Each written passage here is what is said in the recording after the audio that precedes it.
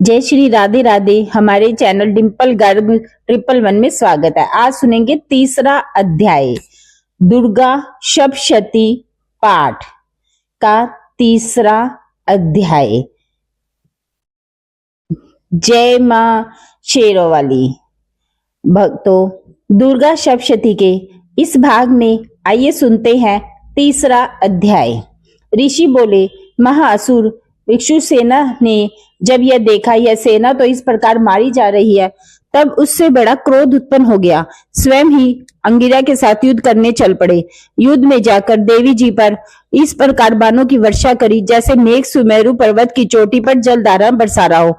तब देवी ने उसकी बात समूह को खेल खेल में ही काट दिया। फिर बाणों द्वारा उसे सारथी घोड़ों को मार डाला। फिर झटपट उसका धनुष तोड़ ध्वजा गिरा दी।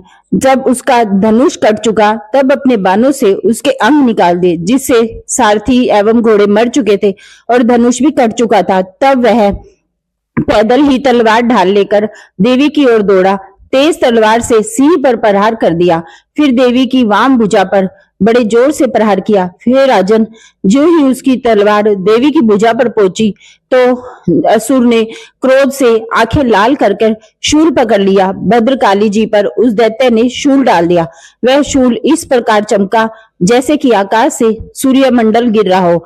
देवी जी ने अपनी ओर आते हुए शूल को देखकर उस पर अपना शूल चला दिया, जिससे वह शूल के टुकड़े टुकड़े हो गए। साथ ही उस भिक्षुक के प्राण निकल गए। जब महिषासुर का बलवान सेनापति मर गया तब देव शत्रु चामर हाथी पर सवार होकर पहुंचा और उसने देवी पर शक्ति का प्रहार किया। श्री देवी जी ने ओंकार द्वारा ही मारकर तेजहीन कर उसे नीचे गिरा दिया।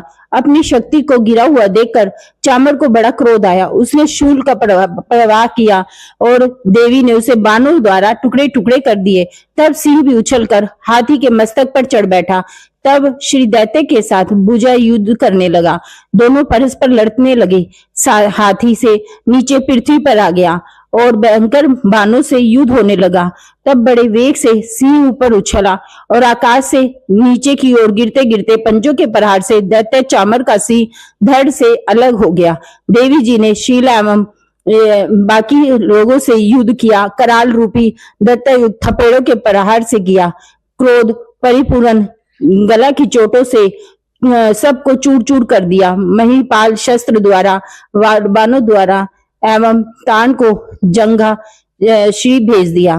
फिर परमेश्वरी ने उग्र राज से उग्रवीर मां हनु नाम के दैत्यों को त्रिशूल द्वारा मार दिया और तलवार से मारकर सिर धड़ से अलग कर दिया। दोनों को बाणों के द्वारा यमपुरी पहुंचा दिया। इस प्रकार अपनी सेना का नाश होता देखकर भैंसा रूप बनाकर महिषासुर उन गणों को डराने लगा। कुछ गणों पर अपने हाथों से प्रहार किया, दूसरों पर खुरों से प्रहार करने लगा एवं दूसरों को सींगों से पाड़ा। कुछ एक को वीर द्वारा, दूसरों को सेना द्वारा, अन्यों को श्वास वायु द्वारा पृथ्वी पर गिराया। इस प्रकार गण सेना को गिराकर वह महिष सिंह की ओर झपटा। जैसे ही सिंह को मारने लगा तब जगदम्बा को बड़ा क्रोध उत्पन्न हुआ। इधर महापराक्रमी महिष भी क्रोध से अपने खुरों से खोर रहा था। बड़े बड़े ऊंचे पहाड़ उठाकर डालने लगा, साथ में करने लगा। मेघ के साथ होने पर पृथ्वी शून्य होकर फटने लगी। उसने समुद्र पर प्रहार किया, जिससे शूद्र होकर समुद्र पृथ्वी के चारों ओर होने लगा। चलायमान होते हुए सिंगों के द्वारा बादल टुकड़े टुकड़े हो गए। उसके श्वासों की कठोर वायु से उड़ते हुए सैकड़ों पर्वत आकाश से गिरने लगे। इस प्रकार क्रोधपूर्ण इस महादैत्य को अपनी ओर आता देख चंडिका उसे मारने के लिए क्रोध में आ गई। कुपित चंडिका ने उसकी ओर पाशा फेंका। उसके द्वारा उस दैत्य को बांध लिया।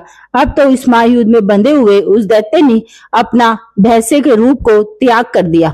झटपट शीर्ष के रूप में आ गया। तब वह एक बड़ा हाथी बन गया। अपने सूंड से उसने खींचा तो गरजने लगा, तो उसे खींचते समय अपने फन के द्वारा देवी ने उसके सूंड को काट दिया। फिर वह महादैत्य भैंसे के रूप में आ गया। इस प्रकार चराचर त्रिलोक को सताने लगा। उस समय जगत माता चंडिका क्रोध में आकर फिर उत्तम मधुपान करने लगी और लाल लाल नेत्रों करके हंसने लगी। वह दैत्य भी बल पराक्रम से उन्मत्त होकर गर्जने लगा। अपने सींगों से उठाकर प्रहार देवी की ओर करने लगा।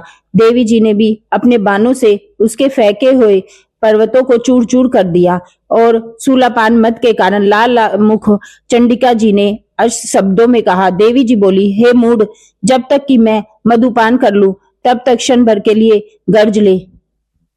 मेरे द्वारा संग्राम भूमि में तेरा वध हो जाने के लिए दैत्य के कंठ पर त्रिशूल से आघात किया। देवी के पांव से दबे हुए उस दैत्य ने अपने मुख से बाहर निकलने का प्रयत्न किया दूसरे रूप से, और आधा निकला ही था कि देवी जी ने अपने पराक्रम द्वारा वहीं रोक लिया। आधा निकलकर भी उस दैत्य ने युद्ध करना आरंभ किया।